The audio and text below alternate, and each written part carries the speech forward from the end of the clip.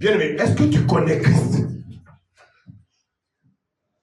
Pour connaître Christ, il faut apprendre Christ. Amen. Amen.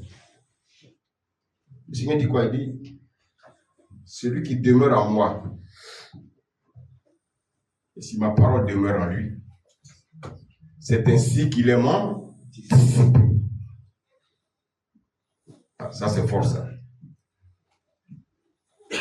Et c'est ainsi, tu connaîtras la vérité et la vérité t'affranchira. Mais de quelle vérité il s'agit? Il s'agit de la révélation de la parole. La vérité, c'est la révélation de la parole. Mais quelle est cette parole? Pas n'importe quelle parole. Alléluia. Tout à l'heure, je parlais de la différence entre la prédication et l'enseignement. Tout prédicateur doit prêcher la croix. Nous devons prêcher la mort et la résurrection de Christ. Il n'y a pas un autre message, s'il vous plaît. Alléluia. Amen. On va lire la suite, là, disons le verset 21 de Éphésiens 4. Si du moins c'est lui que vous avez écouté, et si c'est en lui que vous avez été enseigné, conformément à la vérité qui est en Jésus.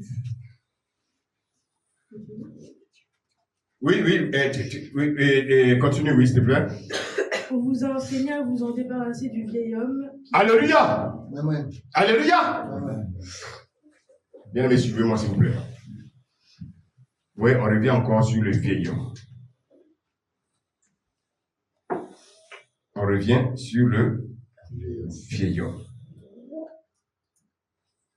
La Bible dit, si du moins vous l'avez entendu, et si conformément à la vérité qui est en Jésus, c'est en lui que vous avez instruit à vous dépouiller. Vous savez les trois choses qu'il nous faut, nous, en tant que chrétiens. Romains 6 nous a déjà révélé que notre vieil homme a été crucifié. Notre vieil homme a été crucifié. Donc si le Seigneur me demande de ne pas marcher comme les païens, en fait, le païen, c'est le vieil homme. Le païen, c'est le vieil homme. Le chrétien, c'est l'homme nouveau. Maintenant, comment l'homme nouveau doit marcher? Alléluia. Amen. L'homme nouveau, il doit se dépouiller. Bon, écoutez-moi bien, hein. Vous savez, quand je parle de dépouillement, c'est pas, oui, pourquoi tu as porté ça? Pourquoi tu as porté ça? Pourquoi tu as porté ça? Ça, ce sont des choses qui ont un autre enseignement. Ça n'a rien à voir. On me demande de me dépouiller du vieil homme. Alléluia. Amen. Le vieil homme, c'est qui? C'est le païen. On me dit, en tant que chrétien, je dois me dépouiller du vieil homme. C'est-à-dire se dépouiller du vieil homme, c'est de ne plus avoir les caractéristiques du païen. Comment le païen marche? Je ne dois plus marcher comme les païens. Alléluia. Le païen a l'intelligence obscurcie. Le chrétien il doit avoir l'intelligence renouvelée. Je me fais comprendre ce matin? Amen. Le Seigneur te demande de sortir des ténèbres. Des gens se disent en Christ, mais continuent encore à aller dans les ténèbres. Quelque chose qui ne va pas. Alléluia. Amen. Alléluia. Amen. On va lire 2 Corinthiens 5, versets 16 à 17. Je vais confirmer un peu ce que je suis en train de dire. 2 Corinthiens 5, verset 17. Verset 16 à 17.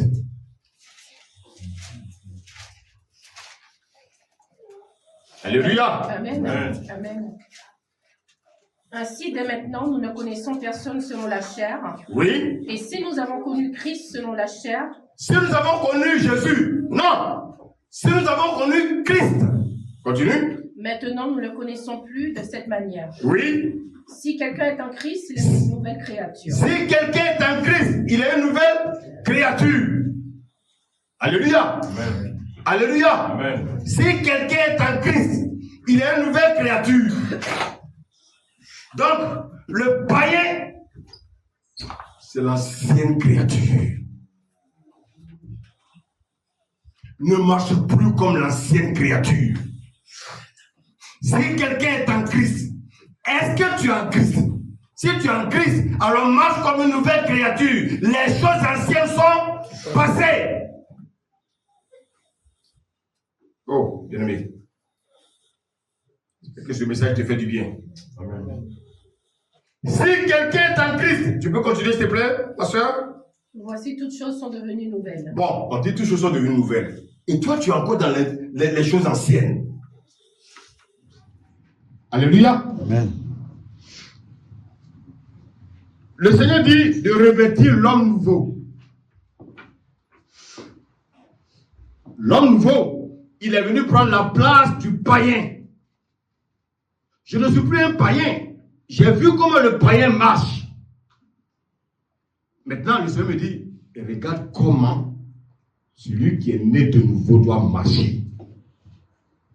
On lit le verset 25, regardez ce que le Seigneur nous dit. C'est pourquoi, renoncez au mensonge. Bon, écoutez-moi bien. Toi qui aimes mentir, le Seigneur te dit de renoncer au mensonge. Oh. Ça veut dire quoi? Je me dépouille du mensonge. Alléluia. Alléluia.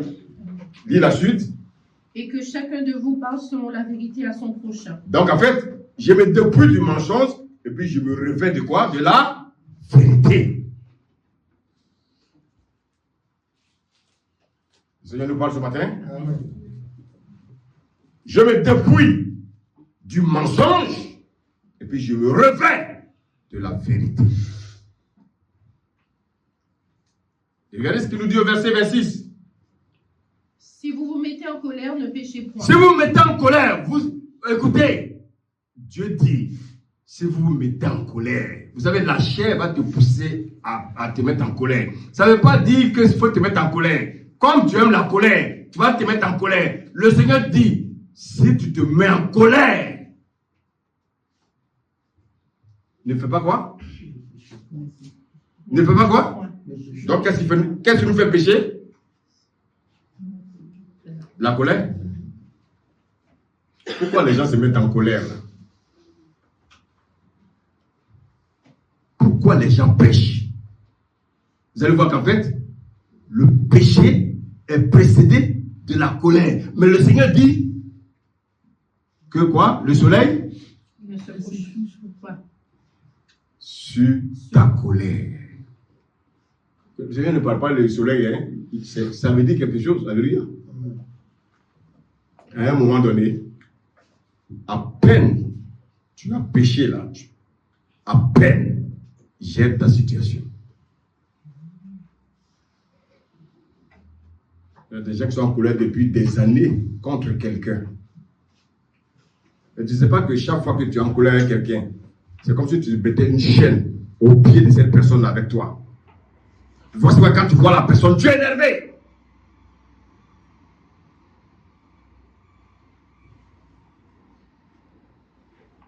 Écoutez, si je ne renonce pas au mensonge,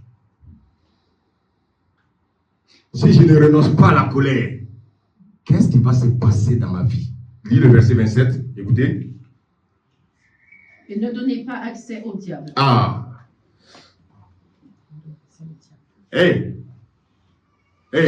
Souvent tu dis que je suis attaqué. Mais qui fait que tu es attaqué? Parce que tu as donné accès au diable. Alléluia. Ne donnez pas accès au diable.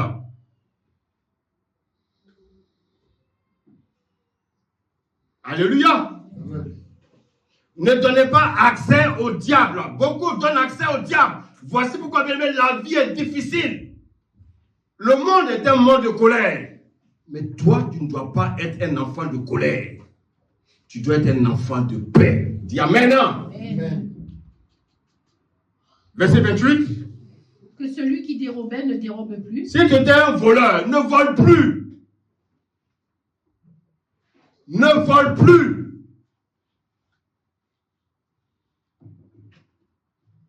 Voler, mentir, tout ça, ce sont des cousins. On continue? Mais plutôt qu'il travaille. Oui. En faisant de ses mains ce qui est bien. Oui. Et pour avoir de quoi donner à celui qui est dans le besoin. Donc, bien aimé, moi, je travaille, ce n'est pas d'abord pour moi. C'est pour aider autrui. Mais c'est ce qu'on fait. Est-ce que c'est ce qu'on fait? Nous, on travaille pour nous. Vous savez, Dieu, il est dans sa parole, il sait de quoi il parle. Dieu connaît le cœur de l'homme. Alléluia. Verset 29, regardez, on lit. Qu'il ne sorte de votre bouche aucune parole mauvaise. Quelles sont les paroles qui sortent de vos bouches? Il y a des pasteurs, souvent, quand tu entends ce qui sort de leur bouche, tu te demandes mais s'ils sont vraiment des pasteurs. Des paroles mauvaises, des paroles négatives.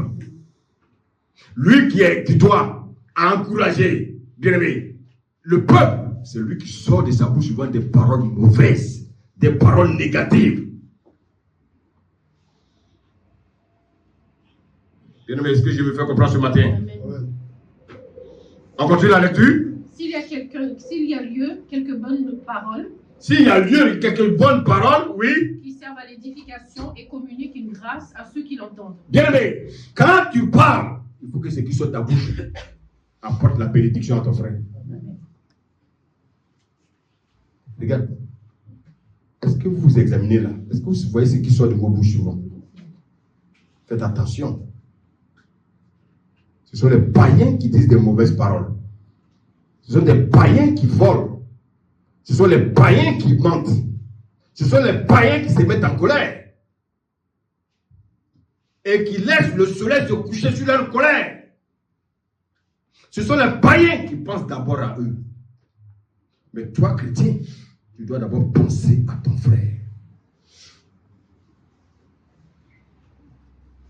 Alléluia. Amen. Ce sont les païens qui sont maudits. Mais nous, les chrétiens, on doit bénir. Alléluia. Amen. Parce que quand on fait ces choses, regardez bien le verset 30. N'attristez pas le Saint-Esprit de Dieu par lequel vous avez été scellés pour le jour de la rédemption. Bien, mais tu as été scellé par le Saint-Esprit. En faisant ces choses, le diable rôde. Et en rôdant, qu'est-ce qu'il cherche? Il cherche à te dévorer. Le Seigneur t'a dépouillé. Il t'a libéré du vieil homme. Il t'a libéré de la puissance des ténèbres. Et toi, tu reviens encore dans le péché. En revenant dans le péché, tu rappelles encore le diable de venir régner dans ta vie. Voici pourquoi, Béné, on voit des chrétiens qui sont encore sous possession démoniaque. Parce que de leur propre faute, ils ont encore ouvert la porte à l'ennemi. Oh, quelqu'un me suit? Amen. Dieu t'a libéré. Dieu t'a transformé. Et voilà que, bien aimé, tu te livres encore au comportement des païens. Ton collègue païen critique son chef, toi aussi tu critiques ton chef avec lui. Ton collègue païen dit des mots grossiers, toi aussi tu dis des mots grossiers. Mais toi, tu as du mal à lui prêcher l'évangile. Tu as du mal même à l'inviter à l'église. Mais lui, qu'est-ce qu'il fait? Il te tire encore dans sa vie païenne. Il te tire dans sa vie du vieil homme. Et toi, tu le suis. Regardez bien, avec vos collègues, regardez souvent ce qui sort de vos bouches. Parce que vous voulez vous comporter comme eux. Vous voulez suivre. Vous ne savez pas que ce sont des tentations du diable. Alléluia. Amen. N'attristez pas l'Esprit de Dieu. Oh, beaucoup attristent le Saint-Esprit chaque jour. Regardez, quand tu te lèves le matin, qu'est-ce qui se passe dans ta vie? Lis le verset 31. Soyez bons les uns envers... que toute amertume. Bon, quand tu lèves le matin, ton cœur est comment? Ton cœur est rempli d'amertume. Vous savez, ce sont les païens qui ont le cœur rempli d'amertume. Les païens. Dieu dit, un chrétien ne doit plus manifester l'amertume. On continue? Toute animosité. Toute animosité.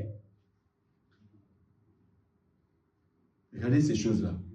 Ce sont les païens qui font ces choses. Toi, un chrétien, tu ne peux pas faire ces choses. Alléluia. Amen. On continue? Toute colère. Oh là là, tu as vu, ça fait 2 fois qu'on parle de la colère. Ça veut dire que ce n'est pas bon. Il a répété la colère là. Chrétien, non seulement tu dois te dépouiller, tu dois renouveler ton intelligence, mais tu dois te revêtir de l'homme nouveau. L'homme nouveau ne se met pas en colère. L'homme nouveau ne sort pas des mauvaises paroles de sa bouche. L'homme nouveau n'est pas rempli d'amertume. Alléluia. Amen. Continue. Toute clameur. Toute clameur. Toute calomnie. Oh, toute calomnie.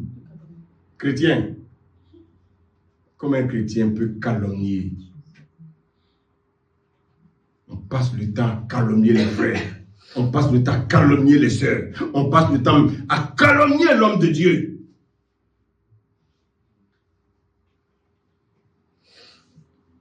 Il y a des gens, quand ils se retrouvent, c'est pour critiquer l'homme de Dieu. On va critiquer. Quand ils vont finir, chacun va rentrer chez lui. Ils vont encore prendre le téléphone. Critiquer.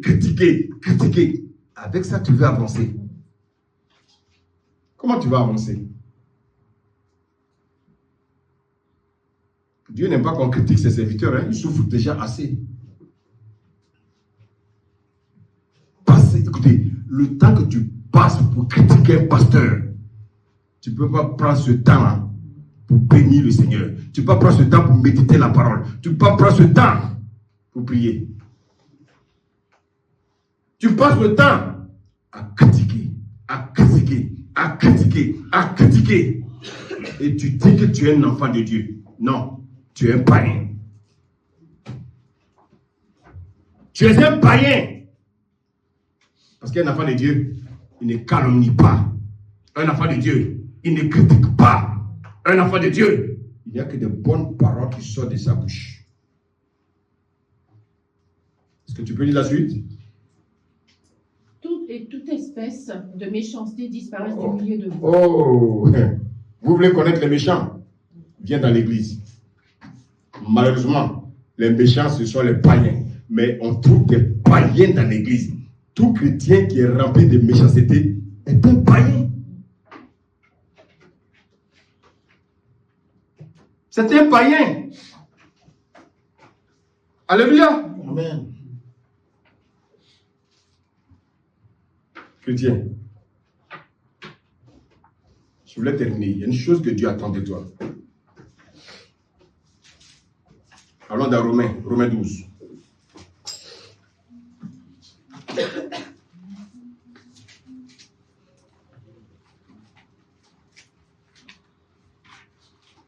On va lire le verset 2, Romains 12, verset 2.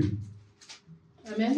Amen. Ne vous conformez pas au siècle présent, mais soyez transformés par le renouvellement de l'intelligence afin que vous discerniez quelle est la volonté de Dieu, ce qui est bon, agréable et parfait. Vous savez, un chrétien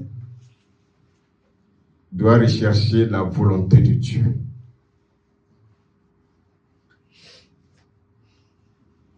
Quel est le problème des hommes? Ils sont transformés. Ils sont intelligents selon le monde. Non. Ça veut dire que ton intelligence n'est pas renouvelée. Ça veut dire qu'ils vont utiliser l'intelligence du monde pour être transformés. Or, il faut utiliser la parole de Dieu doit être transformée. On dit que ton intelligence doit être renouvelée pour discerner ce qui est bon, ce qui est agréable et ce qui est parfait. Un chrétien, il commence par être bon. Il ne va pas rester à ce niveau. Il doit chercher à être agréable. Or, la Bible dit quoi? Sans la foi, l'une ne peut être agréable à Dieu. Mais le Seigneur ne veut pas que tu restes agréable. Il veut que tu sois un homme parfait. Et cette perfection ne peut pas venir par les choses du monde. Cette perfection ne peut que venir par la parole de Dieu. Cette perfection ne peut que venir, bien-aimé, dans ta vie de piété. Regardez la vie de Jésus. Prenons le livre de Luc. Luc.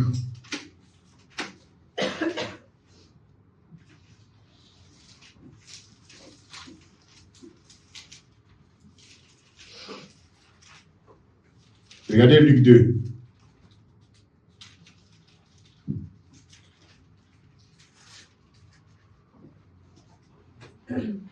Luc 2. On va lire le verset 40. Amen. Or, l'enfant croissait et se fortifiait.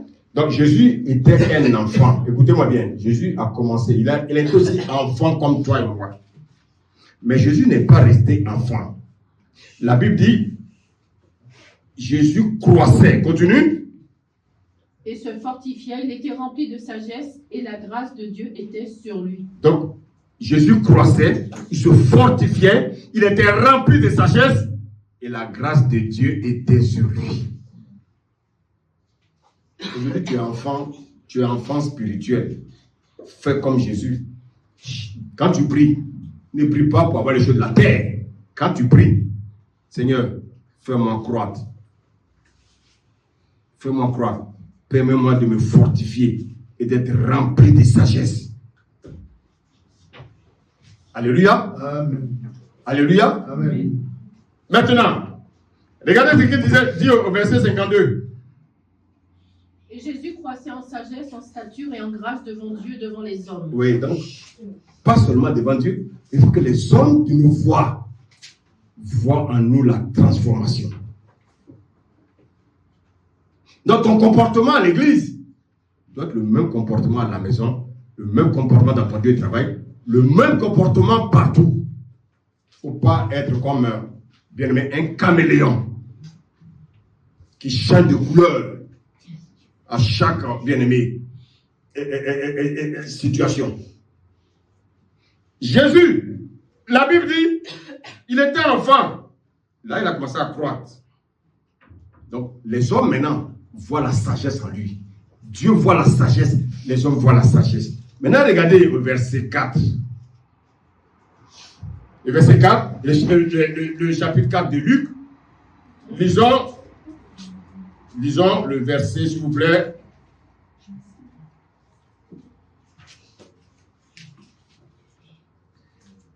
Merci Seigneur.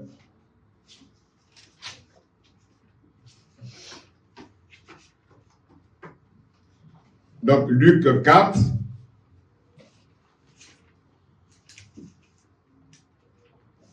Je vais trouver le verset pour ne pas qu'on perde du temps.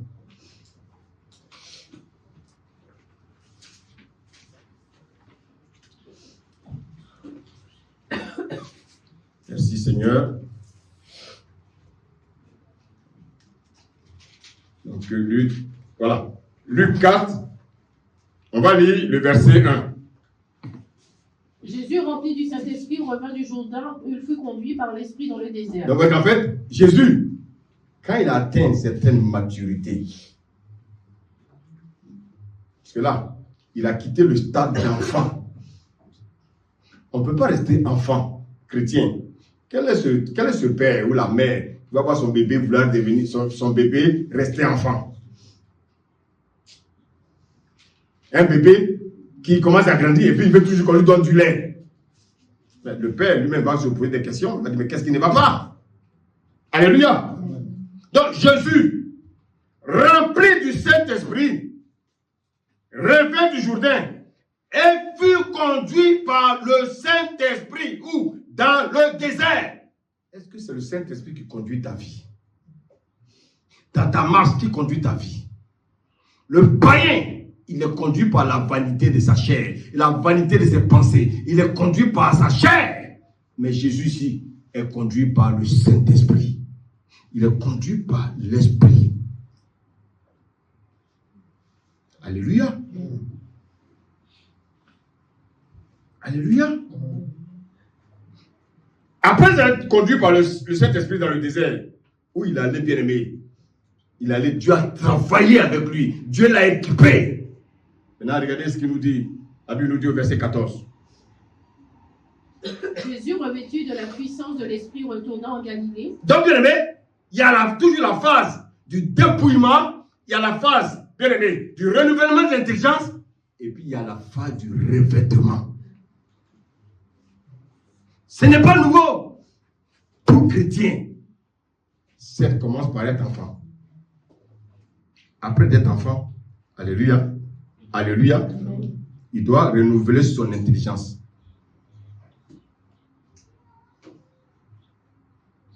Avant d'arriver là, retournons dans Luc 3. Allons dans Luc 3, s'il vous plaît. On lit le verset 21. Tout le peuple se faisait baptiser. Oui. Et Jésus fut aussi baptisé, et pendant qu'il priait, le ciel s'ouvrit. Oui. Et le Saint-Esprit descendit sur lui sous une forme corporelle comme une colombe. Oui. Et une voix fit entendre du ciel ces paroles. Oui. Tu es mon fils bien-aimé. Tu es mon fils. Oui. Du stade d'enfant, on passe au stade de fils. Beaucoup veulent rester des enfants. Jésus est passé du stade d'enfant au stade fils. Maintenant, quand on est fils, on se laisse conduire par qui? Par le Saint-Esprit. Le Saint-Esprit, maintenant, qu'est-ce qu'il fait? Il nous revêt de sa puissance. Alors, je ne sais pas, à quel niveau es-tu? Est-ce que tu es au stade d'enfant? Ou bien tu commences à être un fils? Ou bien tu es un fils? Alléluia. Ouais. Alléluia. Ouais. Alléluia. Ouais. On va terminer par Jean 1, Jean 2. 1 Jean 2.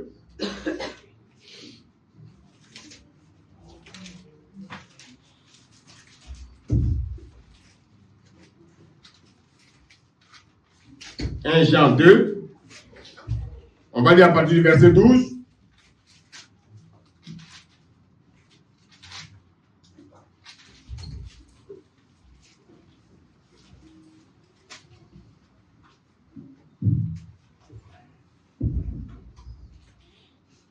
Jean 2, verset 12, on y va. Je vous écris, petits enfants, oui, parce que vos péchés vous sont pardonnés et à cause de son nom. Oui, ceux qui pêchent encore, écoutez-moi bien, ce sont des petits enfants qui pêchent.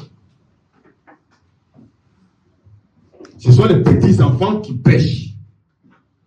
Mais le Seigneur dit, quand tu lui donnes ta vie, il faut savoir qu'il t'a pardonné tes péchés. Donc, quelqu'un là. Alléluia. Amen. Maintenant, regardez le verset 13.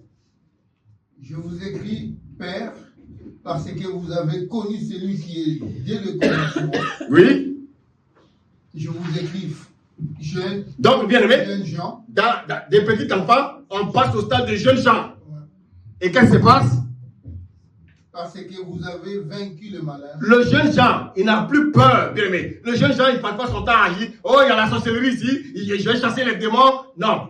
Le jeune Jean, il a compris l'œuvre de la croix. Il a compris qu'à la croix, Jésus, non seulement il a pris ses péchés, mais il a vaincu les œuvres du diable. Chrétien n'a pas le temps de passer son temps à chasser les démons. Donc tu veux dire, en fait c'est une injure. Tu as été de dire au Seigneur que les démons sont plus puissants que lui. Alors qu'à la croix, il est venu, bien aimé, te libérer de tout ça. Alléluia. Amen. On continue. je vous écris petits-enfants, je vous ai écrit petits-enfants parce que vous avez connu le Père. Je vous ai écrit Père parce que vous avez connu celui qui est dès le commencement. Ah. Oui.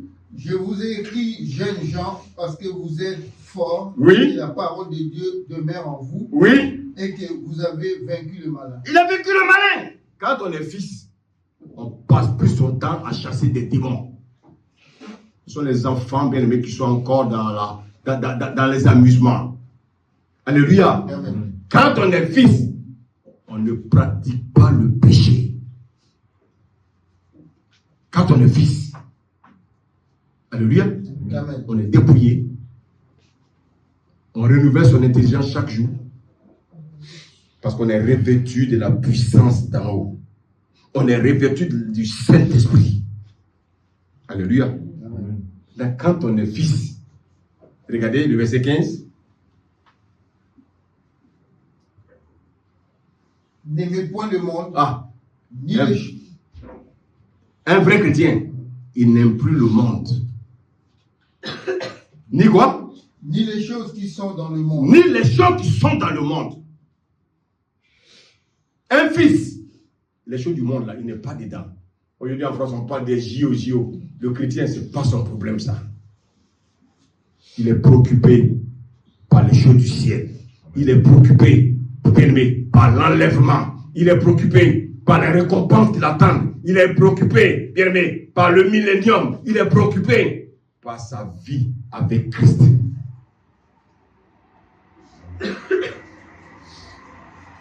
Alléluia. Un vrai fils. Le monde, il s'en fout du monde. Il s'en fout des choses du monde. Alléluia. Pourquoi? Parce que le Seigneur a averti pour dire quoi? On continue la lecture. Si quelqu'un aime le monde, Si quelqu'un aime le monde, l'amour du Père n'est point en lui. bon, écoute-moi. Si tu aimes le monde, ça veut dire que Dieu ne t'aime pas. Parce que toi, tu n'aimes pas Dieu. Quelqu'un ne peut pas dire il aime le monde et il aime Dieu. Ce n'est pas possible. Ce n'est pas possible. Tu ne peux pas dire tu aimes les choses du monde et tu aimes Dieu. Ce n'est pas possible. Tu ne peux pas dire tu préfères rester à la télé, regarder un match France-Italie au lieu de venir louer Dieu. Ce n'est pas possible. Tu ne peux pas. Ce n'est pas possible. N'aimez pas le monde. Si tu aimes encore le monde, ça veut dire que tu n'aimes pas Dieu. Et quelles sont ces choses-là? Verset 16. Car tout ce qui est dans le monde, la convoitise de la chair, Tout ce qui a dit ta chair, tout ce qui est charnel, vient du monde. Continue. la convoitise des yeux La convoitise des yeux, oui. et l'orgueil de la vie L'orgueil de la vie vient du Père. ne vient point du Ne Père, vient point du Père, mais vient du monde. vient du monde. Écoutez-moi bien. Mais malheureusement, la Bible dit quoi? Ces choses-là vont passer. Lisons. Et le monde passe, Le monde passe. et sa convoitise aussi. Ça combattu aussi. Mais Mais celui qui fait la volonté de Dieu demeure éternellement. est-ce que tu fais la volonté de Dieu? Est-ce que tu veux faire la volonté de Dieu? Amen. Est-ce que tu veux faire la volonté de Dieu? Amen. Est-ce que tu peux acclamer ton Seigneur ce matin? Est-ce que tu peux acclamer le Seigneur ce matin? Est-ce que tu peux acclamer le Seigneur ce matin? Est-ce que tu peux acclamer le Seigneur ce matin? Alléluia! Bien-aimé, tu fais la volonté de Dieu. Tu fais la volonté de Dieu. Sache que tu seras enlevé. Il dit tu seras enlevé. Amen. Et bien aimé, nous aujourd'hui, ce que nous attendons, c'est l'enlèvement. Que le Seigneur vous garde. Amen. Amen.